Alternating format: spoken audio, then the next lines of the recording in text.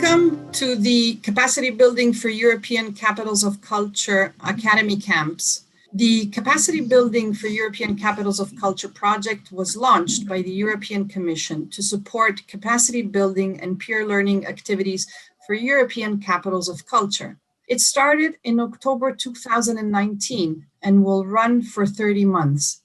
The project aims at supporting ECOCs through a wide range of activities, which include mapping of the capacity building needs of the delivery bodies of present and future ECOCs, building a pool of multidisciplinary EU-wide expertise to cover the identified capacity needs, organization of academy camps for the European capitals of culture, and the delivery of a series of dissemination activities that will include webinars and also podcasts, as well as toolkits and training material.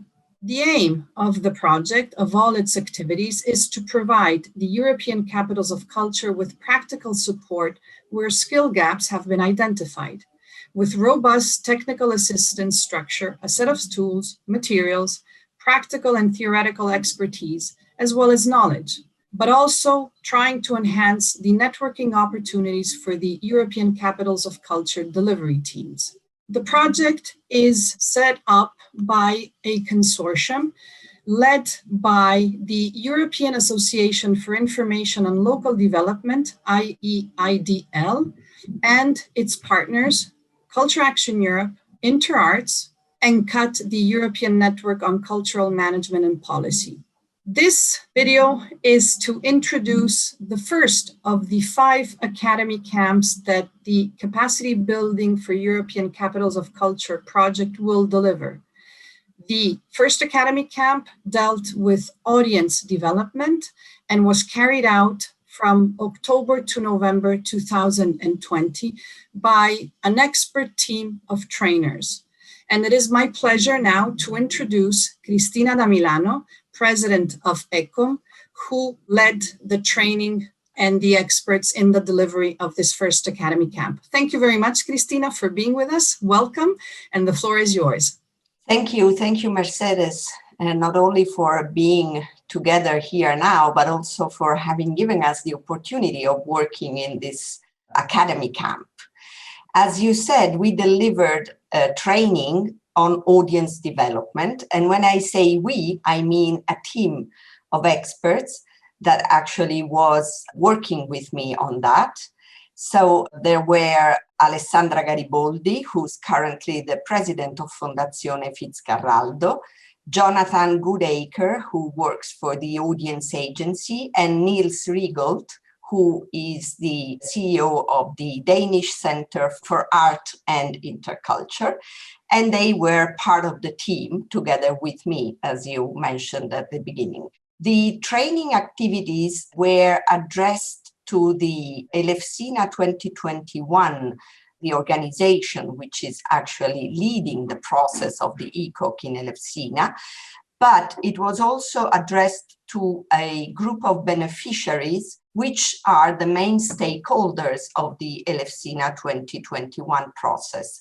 So the idea was to involve not only those who are actually implementing the program, the ECOCS program, but also those who will be working with them in order to widen the scope of the Elefsina project. So there was a vast group of beneficiaries, stakeholders coming from the cultural and the social sectors, and they were all part of this training activity, which was based on 4 training modules. The first one was about setting the framework. So it was about principles of audience development and strategic planning.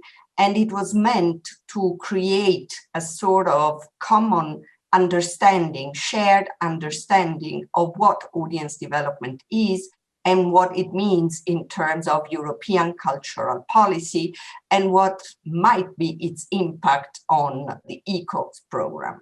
The second module was about managing change.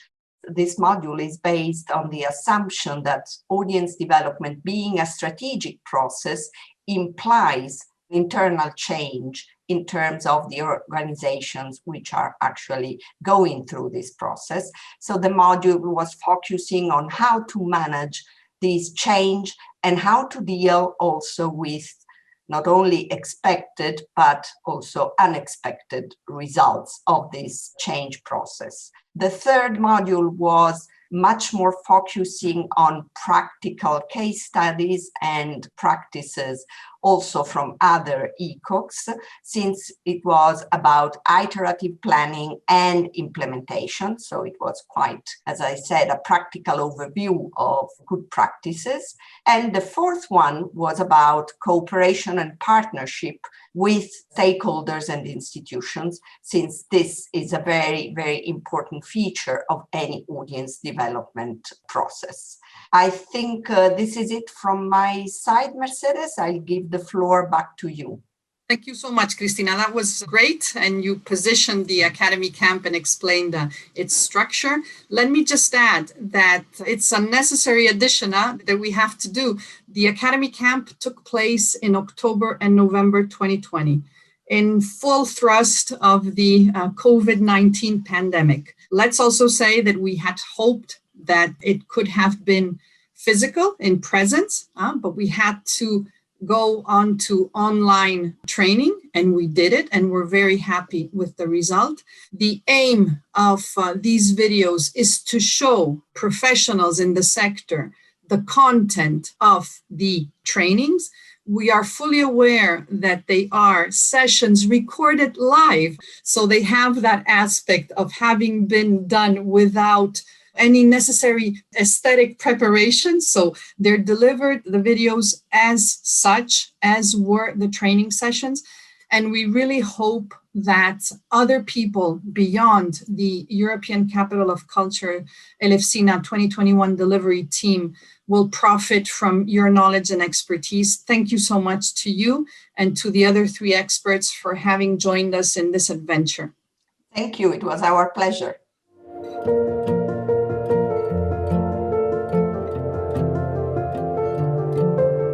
Now, in order to start really getting into the topic, I think we all share what are the bases of the ECOC program and what does it mean to be a European capital of culture. This is a very, let's say, general and I would say shared statement about ECOCs, which said that European capitals of culture improve the quality of life in the cities through culture and art. So the role associated, the role given to culture and art is paramount in this statement.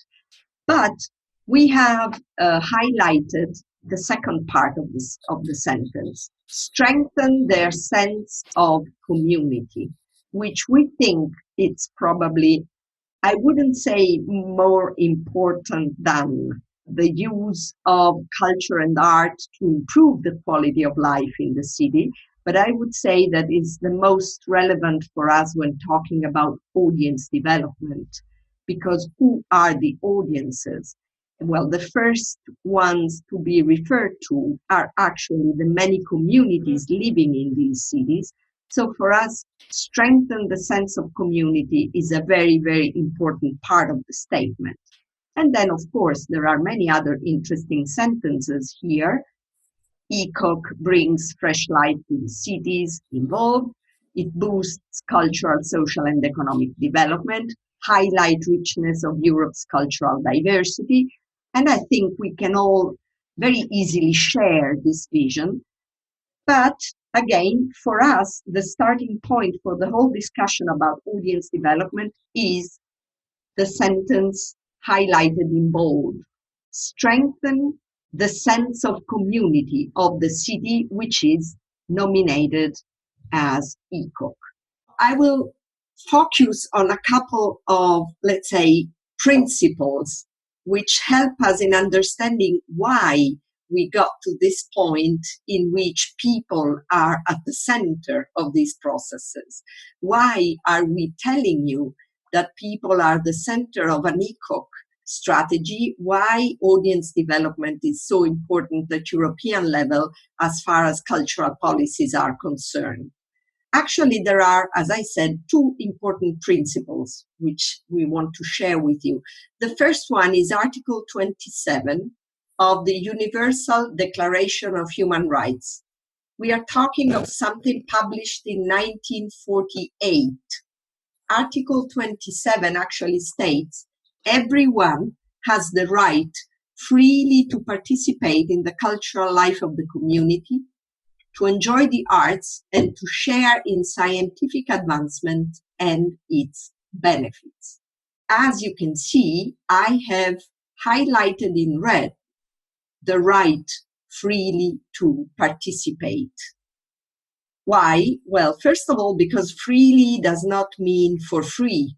Freely here means without barriers. And barriers are physical, geographical, economic, but also cultural. And this article states the need to remove all those barriers in order to allow people, every citizen, everyone, the right to participate. But let's say that from a certain point of view, this is quite a passive thing. It is a passive right that each of us has. We don't have to do anything. We just have the right to participate. There is a second document, which is much more proactive, and it's the FARO Convention. And the FARO Convention is a document of 2005. And the FARO Convention is so important for us. And I really love this document. And I love to share with you all the power of this document because it moves the highlights from the monuments, from the places, from heritage, tangible or intangible heritage. It moves the highlights from that to the people. The FARO Convention affirms that cultural heritage, tangible or intangible, it's not important because of the meanings and uses it might have on its own, but because of the meanings and uses that people connect, attach, give to it. So if people are not recognizing meanings and uses and values to cultural heritage, then the value in itself is not, let's say, the main thing which emerged when we talk about cultural heritage. So the accent has been shifted from cultural heritage to people, and people need to have a shared responsibility also in the protection, in the care, in the process of adding values to heritage through the meanings and uses they make of heritage. So peoples and communities are legitimized. They have to give meanings, values, and make use of heritage. Okay, so it's not just a passive right, the right to participate, but it's an active role we are talking about. And that's why this document is fundamental for an audience development strategy. It's about people. It's about empowering people in giving meaning to heritage. If we don't give meaning to heritage, then we do not recognize its values. If we don't recognize its values, then this heritage is not relevant for us. And how do we recognize the values? What are values? I will make a short exercise with you. Do you know what this is? Somebody knows? Any idea? It's an ancient theater mask, if I am wrong. No, that's a good start. Okay. What else? Thanks, Florida. What else? Hi, I think it's a fortune teller. It's a fortune teller. That's also true. Then somehow it says some predictions about you with your head inside the mouth, or not? You're close. Yes. What else? Who else? First of all, do you know where this thing is? Italy. It's in Rome. Yes, it's in Rome. It's in Italy. But to cut a long story short, I will tell you what it is, and then we will discuss how its meanings and values change through history. This is actually, it's a mask, not a theater mask, but it's the head of the river god, Tiber, and it was placed next to the river in Rome, and it was part of the sewerage system of the city. Do you know what I mean by sewerage system? One of those things which are placed on the ground where the rain goes into. When it rains, instead of flooding the roads, the water used to go inside its mouth, nose, and eyes. Like same thing, we have them in our cities nowadays, although they do not have this, say, look. So it was part of the system of the drainage and sewerage of the ancient city of Rome, which means what sort of value did it have? It had a functional value. It had a purpose, a very practical purpose. Then what happened? The Roman Empire fell. The systems, the aqueducts, the roads, also the sewerage system were disrupted. Nothing worked any longer. And during the Middle Ages, people found this thing and they didn't know what it was because it had completely lost its functional value. And then people started thinking of a sort of cultural value of these things, which was related to a legend, to a myth. And some of you mentioned it. The legend said, if you are a liar and if you put your hand into the mouth, the spirit which is inside this object will bite your hand, revealing to the world that you are a liar. So a sort of magical, superstitious, cultural meaning was attached to this object. So from the functional value, it gathered a cultural value. Then what happened? At the end of the 18th century, archaeology became a science, more or less in that frame of time.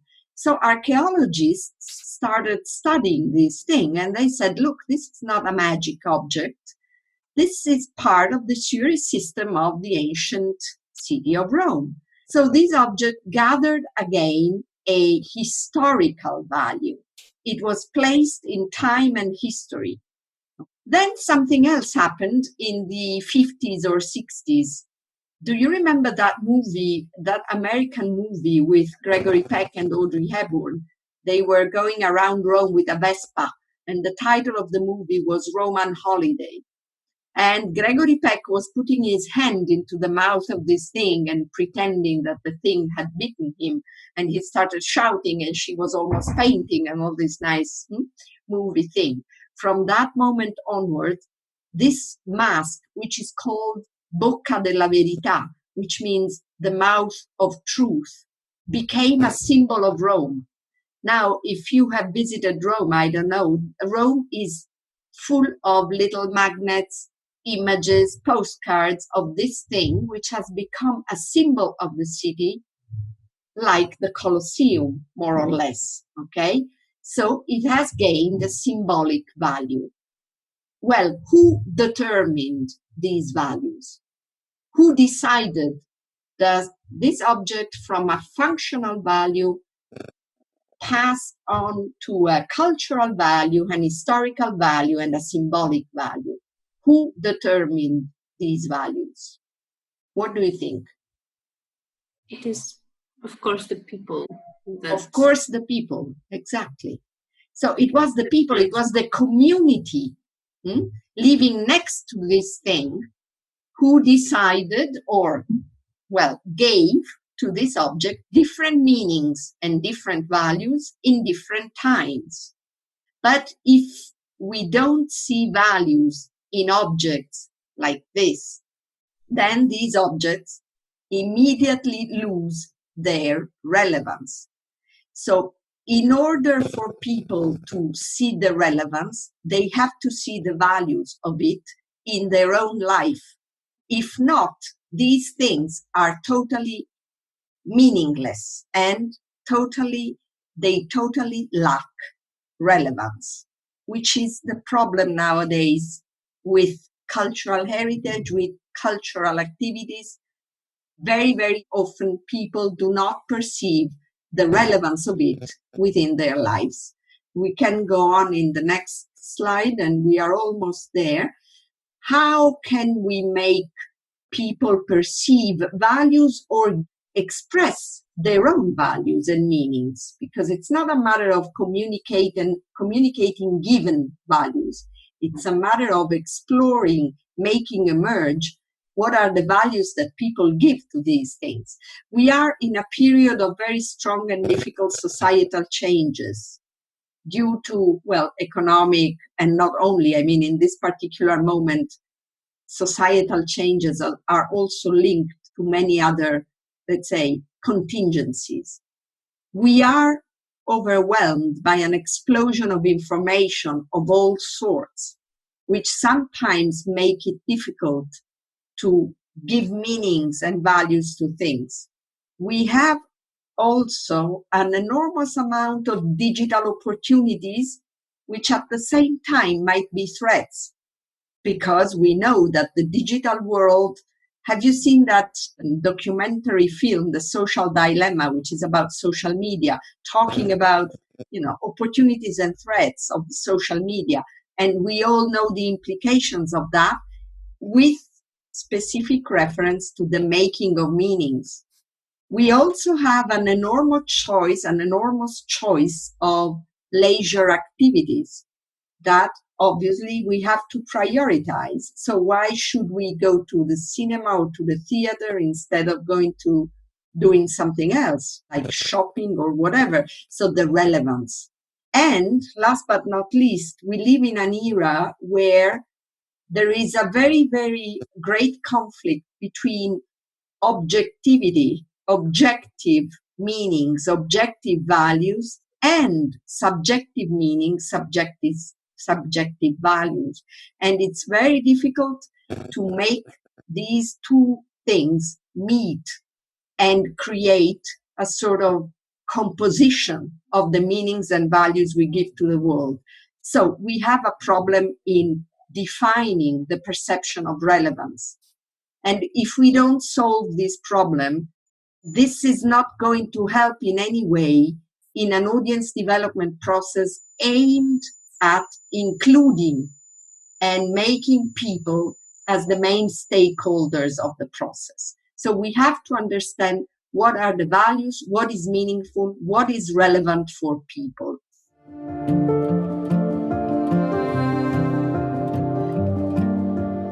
Capitals of culture, in terms of ambitions, are all very high, and they are all about people. Especially if you look into the last waves, let's say, of European capitals of culture, we are here. You have Rijeka, Galway, Plovdiv, and Matera 2019, and these were quite strongly based on the idea of strengthening the community, not only as aims, but also as means, considering culture and people as the two sides of the same coin somehow.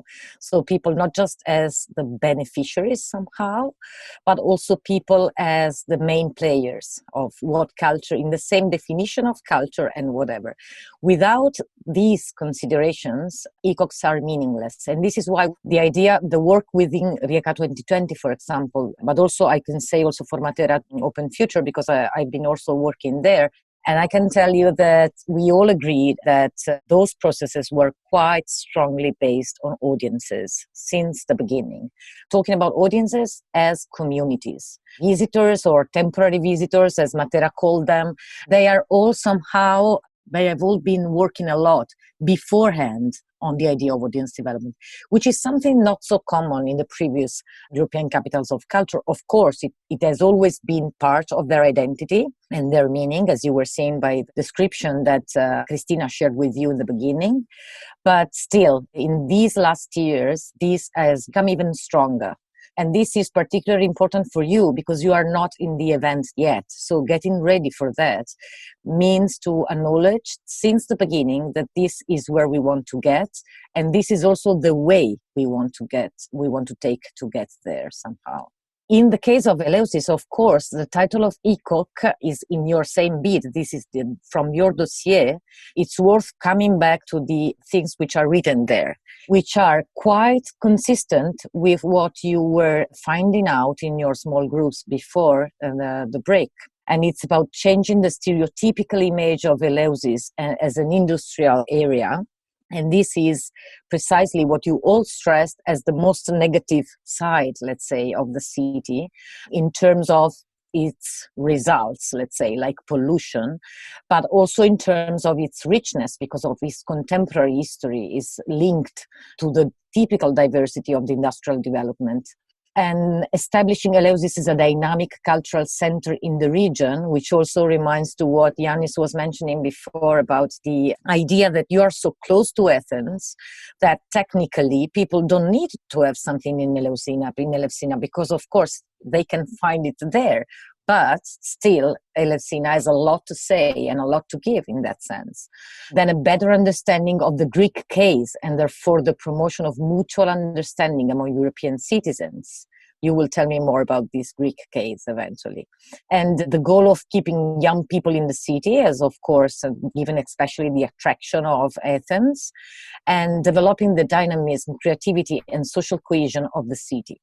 So if you consider all these as the, let's say, big aims, the big goals of Eleusis as ECOC, you should consider that all these strong implications for audiences and audience development. So when we talk about audience development, we are talking about the whole process as such. So why audience development and what it is actually? This picture, Christina loves so much this picture because it really helps understanding what audience development is not and what audience development should be. So first of all, audience development is not about having more people in our venues or at our events. Not at all. It's not about more people, just because when you consider audience development as a concept, which has been framed, let's say, in the last 10 years, more or less, in Europe, reframed, let's say, is a concept which has to do on one side with the, of course, relationship between culture and audiences, meaning that is something that has to do with, of course, the quantity, because we want to have more people. It's not that we don't want that. The point is that we want people more full of meaning and happier, why not, and more competent and more knowledgeable and more keen to diversity and more able to listen, for example, and to recognize also diversity as a value, as you were also mentioning when speaking about Elefsina. And the point is that the concept of audience development, let's say, as a word, as a label, it appeared in the late 80s in marketing studies. It was only about, let's say, enlarging the number of people and sometimes maybe diversifying the kind of people who were attending cultural events of any kind, going to visit a museum or attending a show or whatever. From this marketing perspective, especially thanks to further developments, and especially thanks to the fact that the European Commission acknowledged this as a priority within the Creative Europe program, is that, of course, this is not just because we have a problem with democracy and we actually missed the point of enlarging the chances for people to interact with cultural or to have cultural experiences, but also a concept that reminds us that most of the audience development issue is not about them, but about us. So if people is not coming, maybe it's our fault. If people is not enjoying, maybe it's our fault. And there is something we should change within the cultural processes and cultural production system so that culture is really able to become relevant to the majority of our citizens.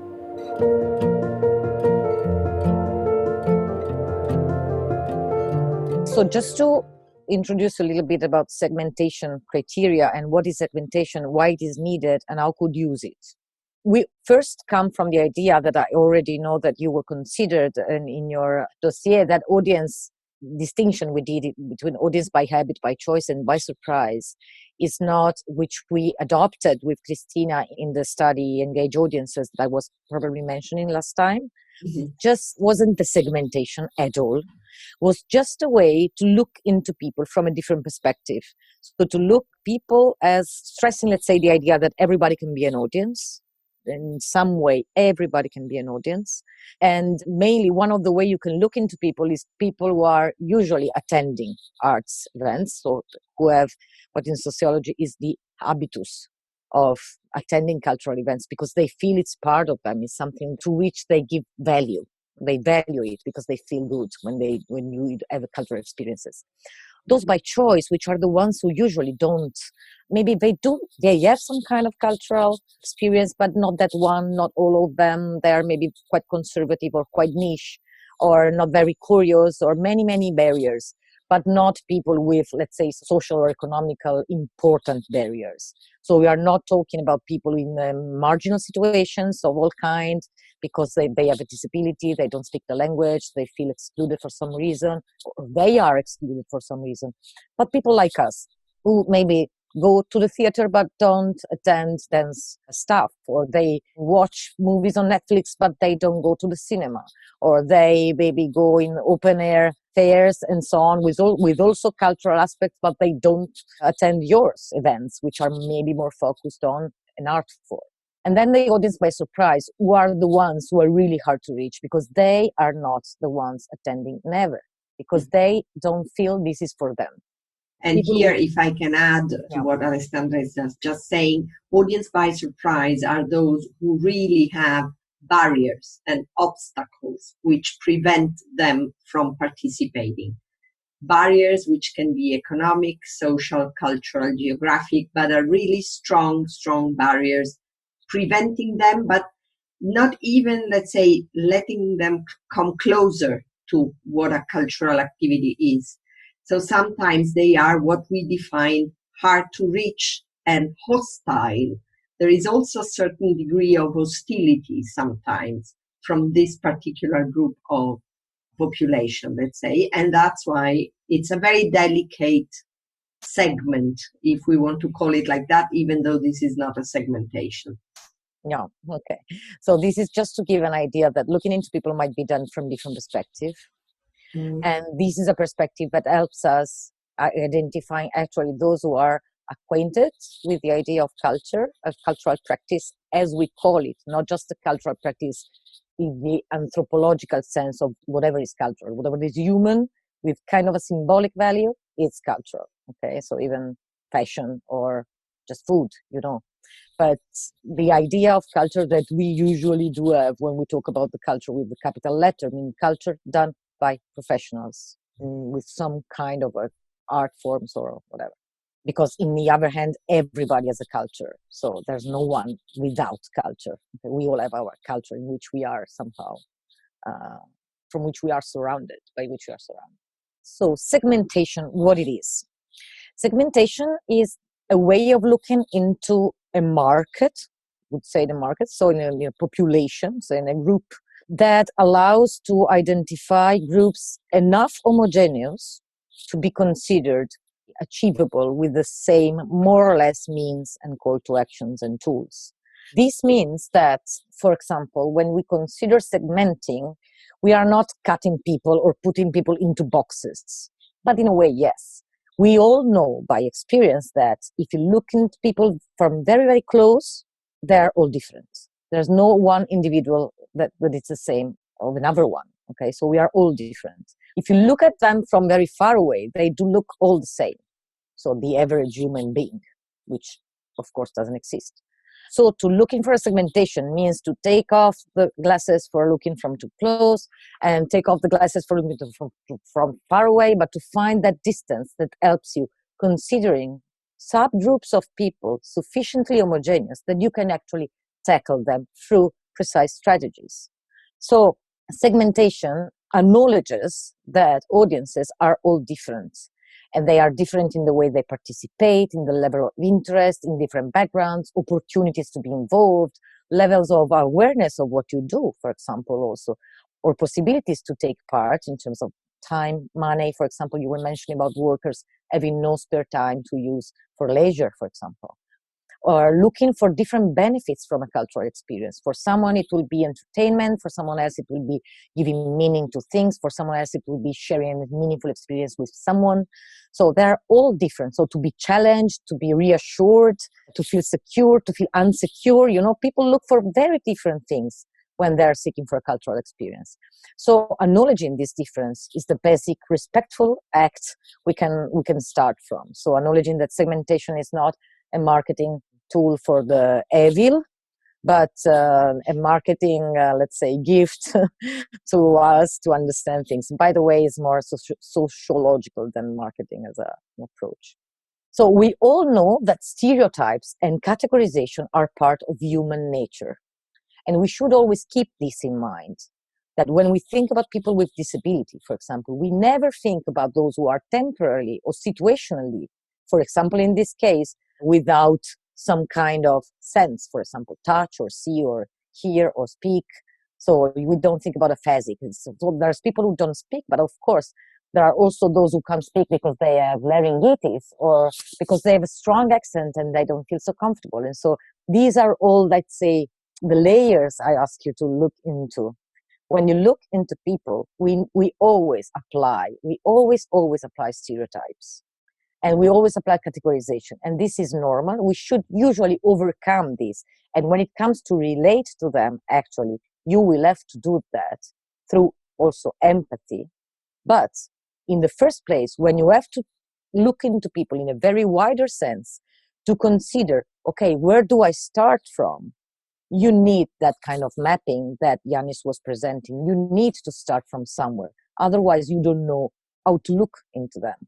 So before deconstructing through empathizing and deeply understanding who your audience will be, you need a kind of a segmentation to frame your purpose and address it to someone.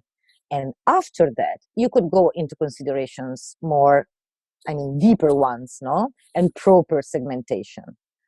And this because if you consider segments, which is a very hard task, this is just to introduce you to the idea of segmentation as such. If you consider segments just described by some descriptors, what in sociology are called descriptors of their characteristic, you might think that young people is not enough. And so you can think, okay, young people who are music lovers. But you can end up here. These are both young people and these are both music lovers. And if you go even more and say, okay, let's try to be a little bit more sophisticated. Let's introduce some more criteria into our segmentation. And you say, okay, male, white, it's British, is 70 years old, is a music lover, and is quite influential. What's the picture you have in your mind when I say this? With more, let's say, more sophisticated, apparently, segmentation. The point is that we end up here, and they are both perfectly fitting that segment. Okay? So this is the point. We didn't ask ourselves what was relevant to them. So their lifestyle, interests, and values. So we have no idea about those things while we use this segmentation criteria, for example, because we don't get what is important to them. And so we don't get what's the point when trying to get in touch with them. What do they value? What do they need? So segmentation parameters are many, and you can use and balance and cross those segmentation parameters in many ways. They are, of course, demographic. So it's about age, gender, family size, life cycle, because it's not, I've got a family, but if I am retired, it's quite different if I am a worker or if I have young kids or adolescent kids, for example, teenagers, because they are completely different needs when it comes to be a family. Or location, of course, where do they live? Are they far away or not? Do they live close to the center or whatever? Then socioeconomic parameters like education, profession, income, mobility. Can they move actually around or not? Or they can be also related to the product you want to do. So do they know me? Are they interested in such a things? Which are the benefits they expect or desire from, they look for when they have an experience of any kind? Which is the expected experience. So what do they expect? And so which expectation I have to be up to? Or of usership, just like, for example, the audience by surprise, by chance, is a way of considering, are they related to culture, frequently which kind of loyalty, how do they use and experience culture, or even psychographic in the sense of lifestyles, personality and attitude, and values. So this is just to say, I'm not expecting that you are segmenting the population of, just to be clear, we are not expecting you to segment the population of Elefsina in this way or now, okay? It's just to tell you that segmentation's parameters are always contextual. If you need to sell a shampooing for or an air conditioning for blondes to make clearer your hairs, you will need to consider as a segmentation parameter how many people with dark hair you have in your city, which is a completely irrelevant parameter if you have to consider other kind of segmentation and you have to sell shoes, for example. Okay, so it's just to say that segmentation will be refined over time together with the people you are already working with, as Yannis was mentioning, also depending and according to the kind of things you want to do with them and for them.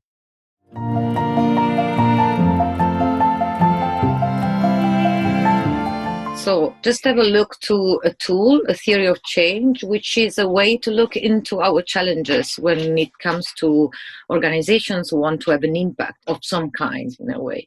A theory of change is actually, there are a series of theory of change at the moment, and I would say that in the last 10 years they've been very used, especially in the social sector. They are a kind of a logical framework, if you are somehow acquainted with those kind of tools. It's basically a description of a program, intervention, or initiatives that shows how interconnected elements lead to the accomplishment of a long-term goal. Actually, it brings you through a set of logical steps, helping you starting from the impact you want to have backward until what you have to put in place in order to, in each step of your actions, achieve that impact somehow. You can find many resources in many websites. Here is one reference, theoryofchange.org.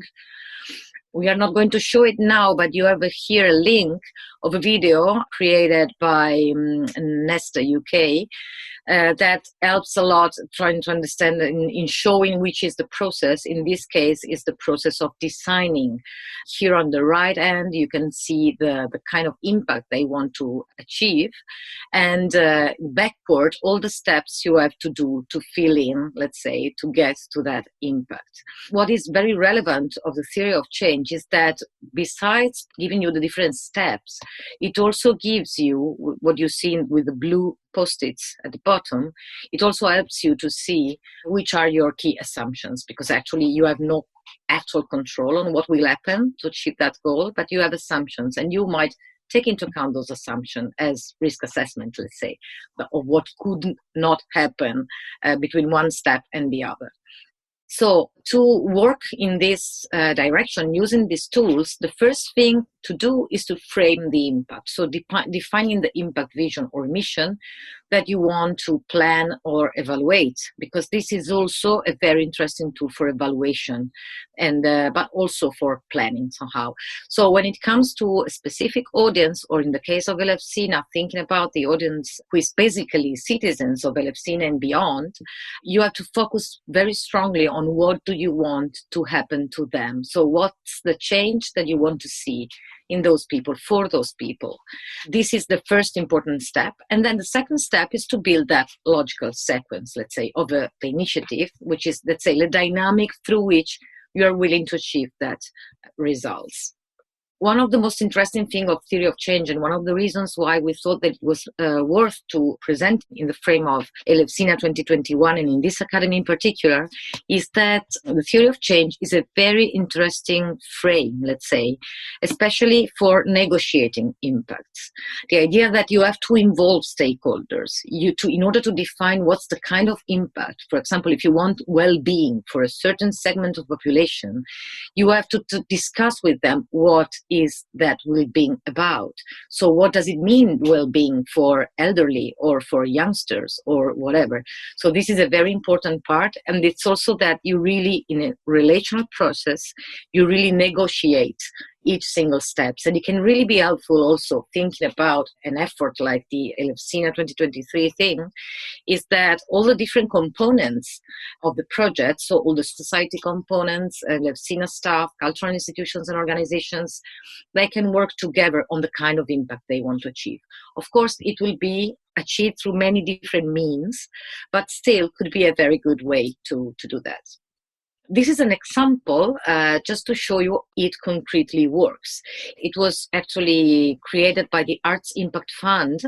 Here you can find the link as well. And the Arts Impact Fund is an initiative of Nesta, once again, trying to bring social impact investing on board. So they did try to create a framework that, based on theory of change, that could help organizations to become more transparent in what they want to achieve, and also to see on which assumptions they based their idea that what they're going to do was going actually to create a kind of an impact. In this case, it's about an activity or a theater-based activity for performing arts based on workshops. Casting aim, long-term, let's say, outcome or impact is to support youth offenders to re-engage with formal education provision or employment. So the idea is that those kind of guys usually have a lot of troubles in trying to find a normal way of life and to get out from, let's say, from the spiral of the crime somehow, of being offenders. And since they are young, they thought that this could be a way. So the theater company here wants to address this social issue through theater.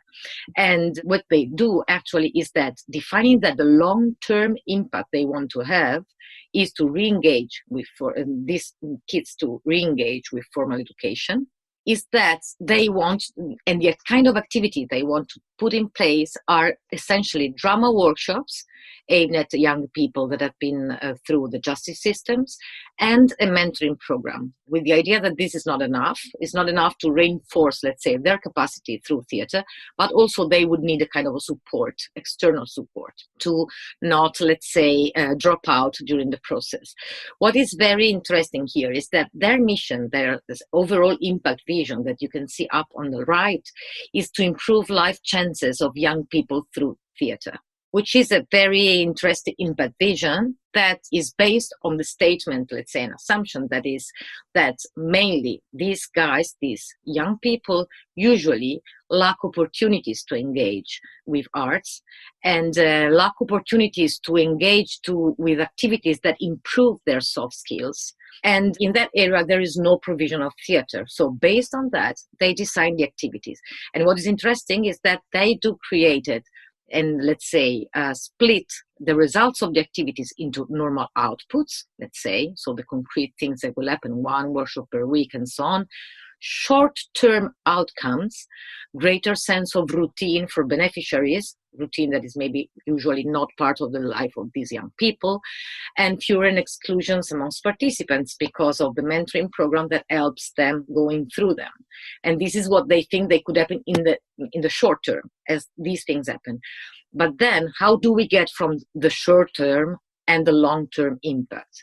They try to envisage how a medium-term outcome could help. And it was, okay, if you gain a greater sense of routine and are used to engage with something, they will feel, after a while, improved in terms of self-confidence and develop empathy and all the related behaviors. So these are the steps. So I'm not just assuming that since I do theater, they will be happier guys, but I try to see what will happen, and this also means that I will have to check that this is happening and to put in place all the actions that allow these things to happen.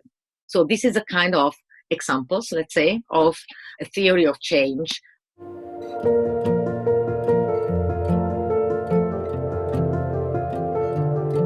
No, but I think it makes good sense to where I'm going. Alessandra and I just discussed that some of the opportunities that you guys have could lie in really addressing the capacity and the work power and the engagement of the structure you have around you. And that could be, for instance, touching into participatory and voluntary collaboration and see how that can actually both support and influence your progress.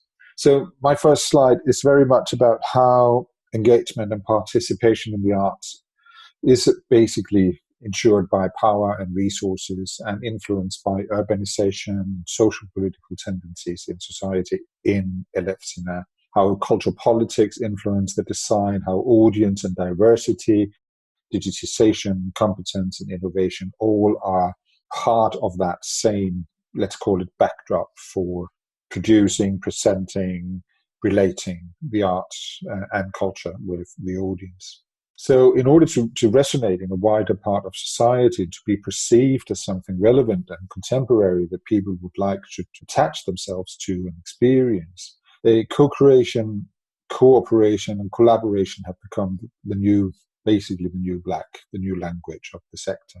And one reason of that is because the traditional sector, as we know it, the temples is changing.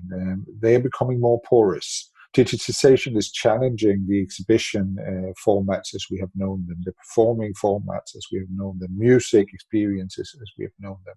And there is a greater expectation of participation in the event themselves, of preparing it yourself for going somewhere, for taking part in it, and for actually consuming it afterwards and giving it an afterlife. So institutions tend to operate inside and out. In Elefsina, where you don't have that many institutions, you could say operating out will be one of the things that you will have to consider as an opportunity to engage people who do not necessarily engage in nearby institutions. As some of you said earlier, they engage in Athens, which is in the center, being just a few miles away, and you are in the periphery of that center. So you need to get the periphery into some kind of focus, and that focus could very much be about how you anchor activities outside of institutions, but inside communities and parts of the city and unexpected facilities, etc.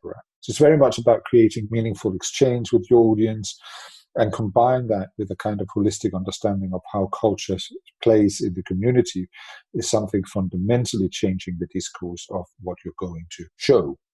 Alessandra and I talked about, well, one way of actually doing that, also because you don't have a lot of infrastructure in terms of institutions with professional staff, you will have to build an infrastructure. That infrastructure might kind of anchor in an organization where you have a lot of people to tap into, you could say, the people of Elefsina, the workers of Elefsina, the people and the workers of the nearby communities. Could be the people you would tap into. So we decided that we would give you two examples.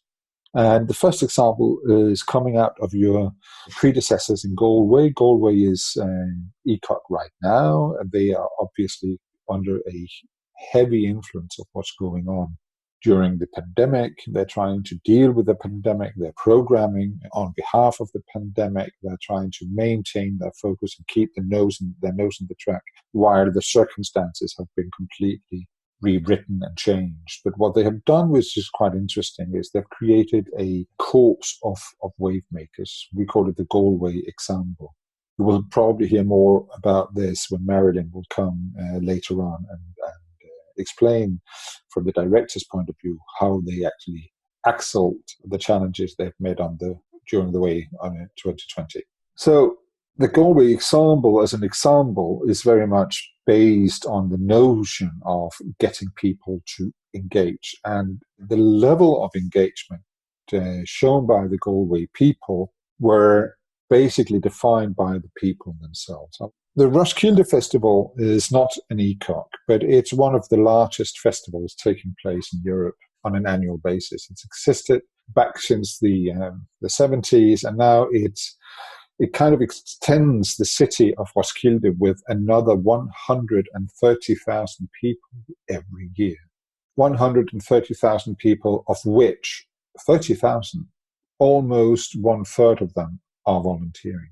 What makes that possible is basically that they have redefined what the event is. The Roskilde Festival is a rock festival. It's a festival which has kind of presented itself as presenting the elite, the absolute top acts that you can get to.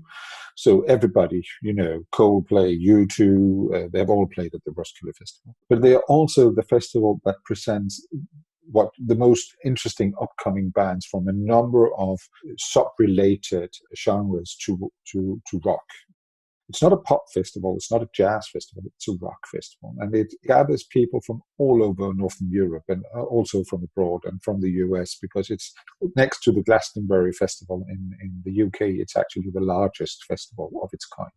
But it's also a sub-festival of food, a sub-festival of events, of energy, of relationships. And they have grown it into becoming a festival with a huge amount of activities all year around. It's activities from, cleaning the toilets in the one end to getting people to cozy down, and massage clubs. And there are even a sauna club. There's a naked race. There are all kinds of activities that all kinds of people with different preferences can sign up to. And all these activities are seen as contributions to what is at the core of the festival, the music. So they've surrounded the music with a bunch of activities that actually allows people to connect.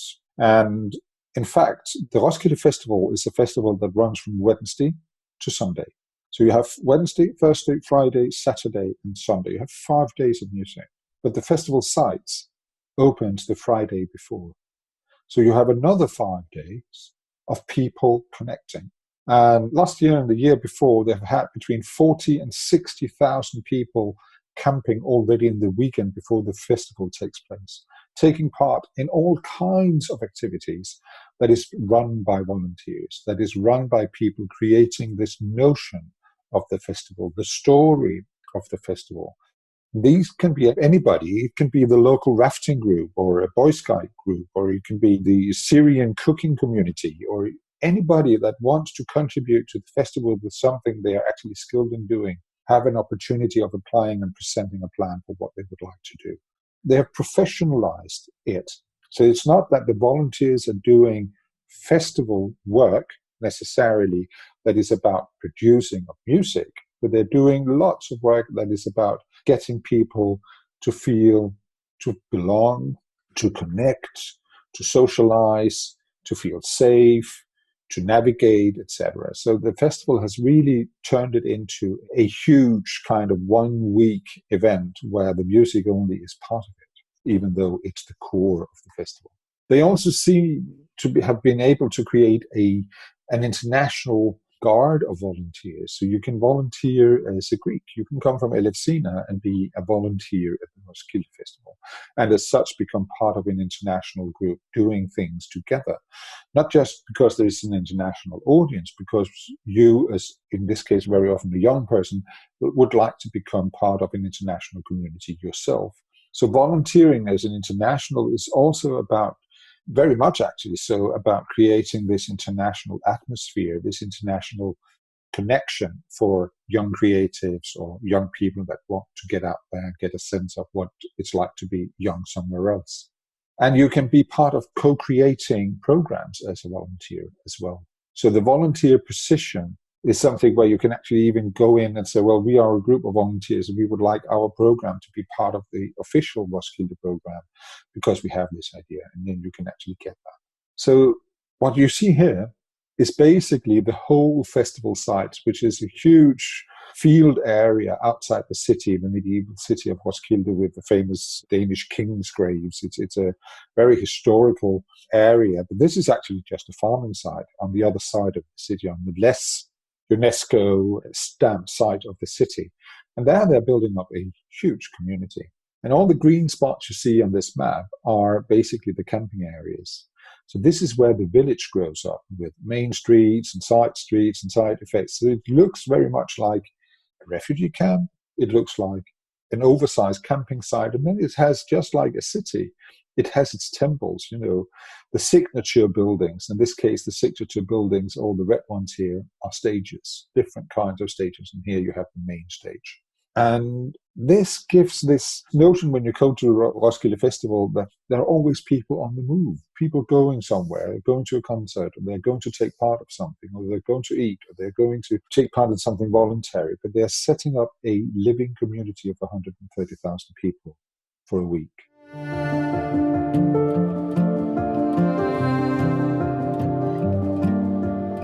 just kind of take it to what we've described as barriers versus benefits.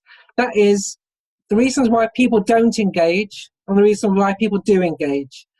And we're just going to have a look at what it is that we know from our research and our experience audiences tend to say about why they don't engage or why not. And I think very often, let me just say, Alessandra has this very nice phrase now, which she says is, instead of us looking at what's wrong with the audience, let's look at what's wrong with us. Maybe wrong is a bit strong, but a lot of the traditional way in which audience development has been discussed in the past 10 years or so is to talk about people not being engaged because of the people that they are, i.e. that they are people who don't understand our work, they're not educated, they're too stupid or something like this. But what we want to look at is actually it starts with us. And many of the reasons why people don't attend, don't engage in a whole variety of different cultural spheres, not just traditional high culture, but all sorts of different types of culture, is because of the way in which we ourselves put up some barriers. Here are 3 quotations from focus groups, discussion groups that I have found. So sometimes we do work with people who are not much engaged, and we ask them about why they don't engage with culture. And very often these are the sorts of things they say. So these are actual quotations that I picked out from 3 different projects. So someone says, I would never come to this place on my own. I wouldn't feel comfortable here. There's an impression you get from the publicity that it's all going to be quite deep.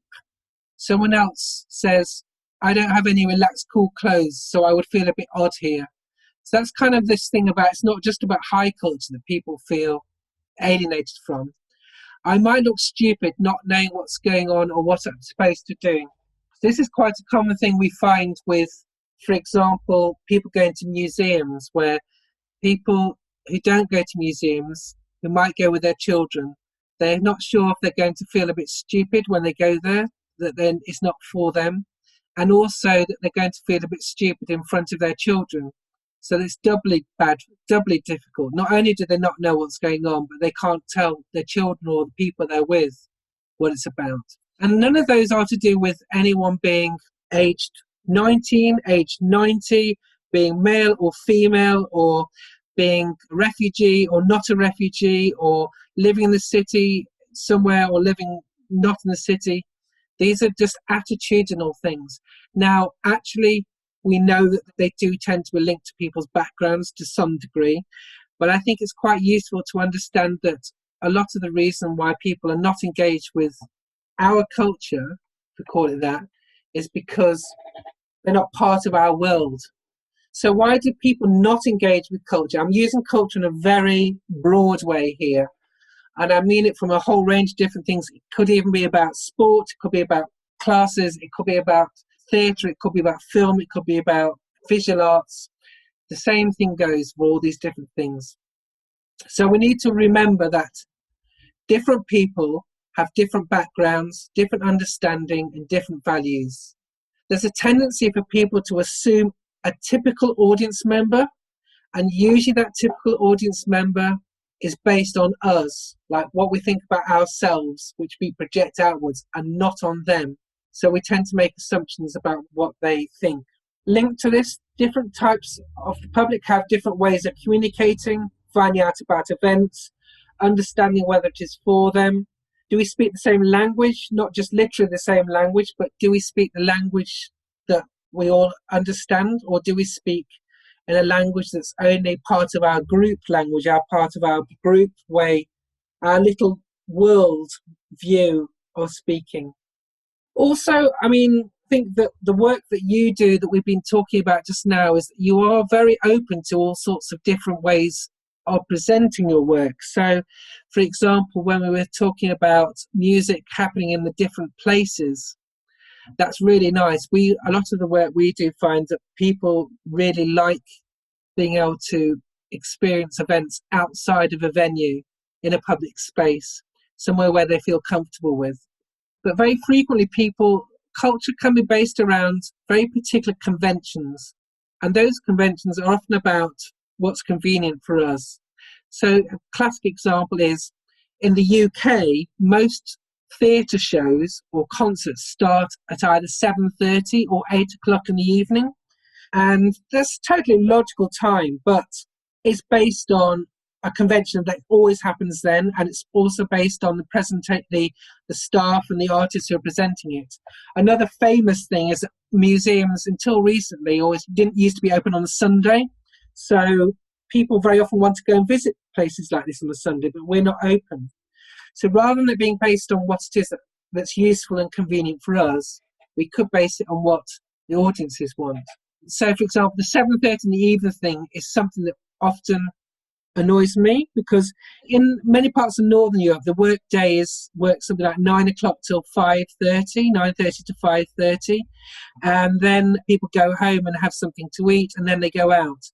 But if you have an event on that's at 7:30, 8 o'clock, you have a very narrow time to go home and then get out again. And when I used to work in an art centre, I found one of the things we changed was we changed the timings around a lot. And just changing the times, for example, to later night, not that we can do it in the pandemic things at the moment, but later night, say 10 o'clock, was often a very convenient time for some people. Or on the other hand, for people who are at home during the day, having events during the afternoon. So I'm not saying we should, change our timings or change our places as such, but just being aware of the way in which conventions, the way in which we normally expect things to happen is quite important. And those are often based around conventions. So another typical example is depending on your religious background. So generally speaking, in the Christian church, the religious day is Sunday. Some parts it's Saturday. Of course, Jewish church it's Saturday, and in the Muslim world it's Friday. So having an event on a Friday afternoon is by definition going to exclude many Muslims from attending, if that's something that's important to you. I know that's kind of obvious, but the amount of times I see people not taking these sorts of things into account is really staggering. And I'm not just talking about the UK, I'm talking about internationally in different places as well.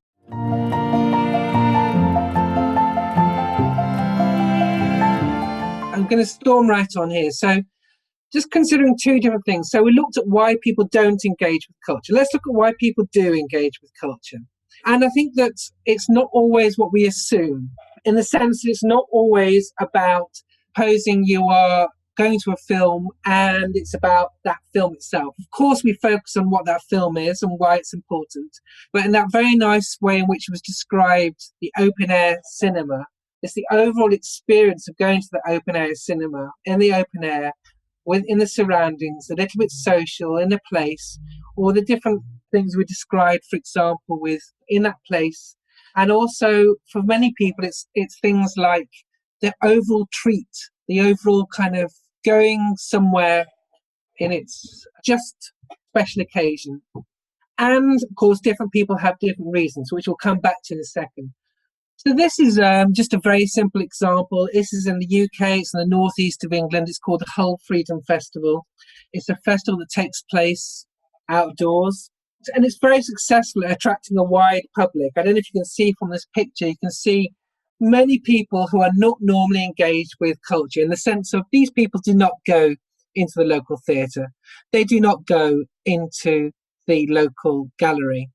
And they're not just interested in entertainment, by the way. They are interested in often quite challenging work. This work that they're looking at here is actually about modern day slavery. In fact, delivered in a parkour, outdoor arts way. And I think if you described an event about modern day slavery and in a parkour style in an arts centre, you wouldn't get a tenth of the people who are here. So we know from the research we've done from this festival and ones like it that, for example, public spaces are very often where people feel comfortable. They're not in traditional venues.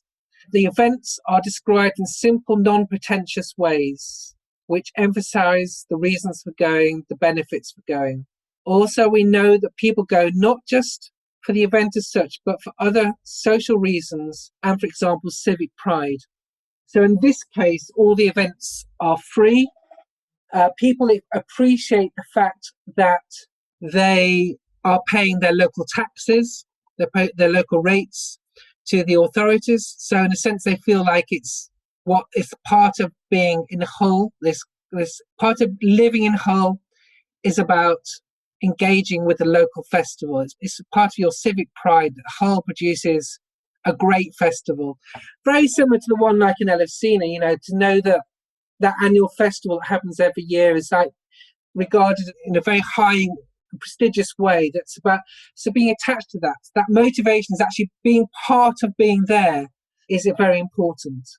And one of the famous things that we discovered that was, people said was stupid at the time, but people have now recognized was actually a very clever thing, which is that people said that they liked attending these sorts of events because they could leave when they wanted to. Now, that seems almost paradoxical, the idea that people attend because they know they can leave when they want to. But this was very much a thing about people felt, just like we did when we were looking at that newcomers exercise now, that people thought, if you go, you're making a big dedication to go to a concert, say, and if you don't like that concert and you leave in the middle, it looks like you're making a real statement. Whereas this was something about people feeling like they could engage with the event on their own terms. And a very important part of what we're looking at. And this is, for example, when we do research, we look at all the different reasons why people might go. The light blue colour is when we give people all the possibilities, so you can choose as many as you want, and the one in purple are their main reason. And it doesn't necessarily matter exactly what they say because it varies from place to place. But in this case, I think what was interesting is that the second and third reasons were to spend time with friends and family and to enjoy the atmosphere. And actually all the traditional cultural things that people sometimes think are cultures about, like to learn something or to be intellectually stimulated, are much further down the list. I'm not saying they're not important, but I think it's worth considering all the different reasons why people go and engage with culture.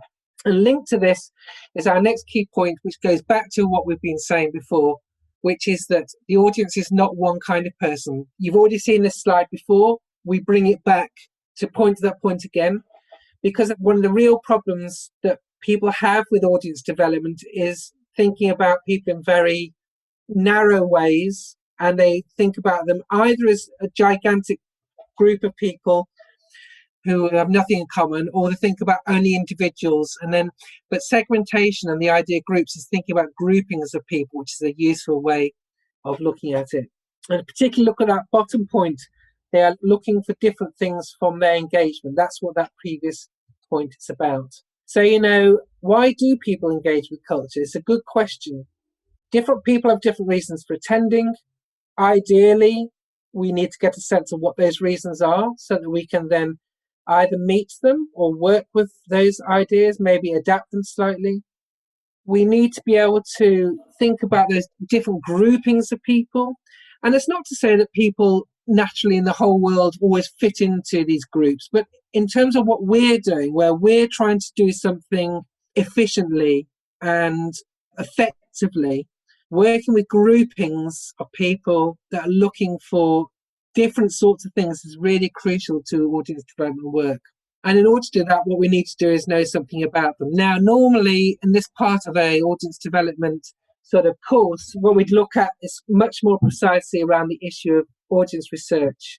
We can't do that here because we just don't have the time. But what we would encourage you to think about in the time between now and the year that it takes place is to really think about, are there some ways that you can research your audience, not just your audience, but the potential through survey work, through other data, through your online analytics, maybe other population data that exists.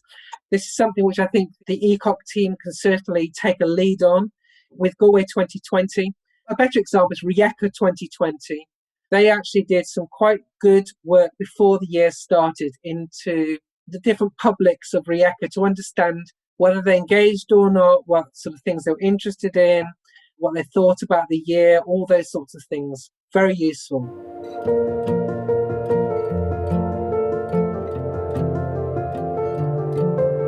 And just to help us with this, we're going to use this exercise that Niels and I do a little bit now. It's called the personas empathy mapping.